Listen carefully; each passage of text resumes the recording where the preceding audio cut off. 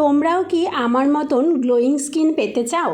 তাহলে সপ্তাহে 2 দিন বিটের রসের সাথে বেসন মধু মিশিয়ে ফেস প্যাক বানিয়ে মাখো। আমিও সেটাই করেছি। তারপরে একটা সালোয়ার কামিজ কুর্তি পরে রেডি হয়ে গেলাম। দেখো, বউ বাপের বাড়ি চলে যাচ্ছে, বরের কোনো শোক তাপ কিছু নেই। যাই হোক, বরের শোক তাপ নেই দেখে আমার নিজের মনে অনেক শোক নিয়ে চলে যাচ্ছি। একদিকে বরকে ছেড়ে যাওয়ার দুঃখ, আর একদিকে মায়ের সাথে দেখা হওয়ার আনন্দ মনের মধ্যে নিয়ে চলে এলাম মেট্রো স্টেশনে। এখনও মোটামুটি 7-8 মিনিট বাকি আছে মেট্রো আসতে। কিছুক্ষণ অপেক্ষা করার পরেই চলে আসলো আমার মেট্রো। তারপরে মেট্রোতে নানান রকম জিনিস ভাবতে ভাবতে শেষে ঘুমিয়েই পড়লাম। ঘুমোতে ঘুমোতে কখন আধ ঘন্টা পেরিয়ে গেল দেখলাম বাড়ির সামনের স্টেশনে চলেই এসেছি।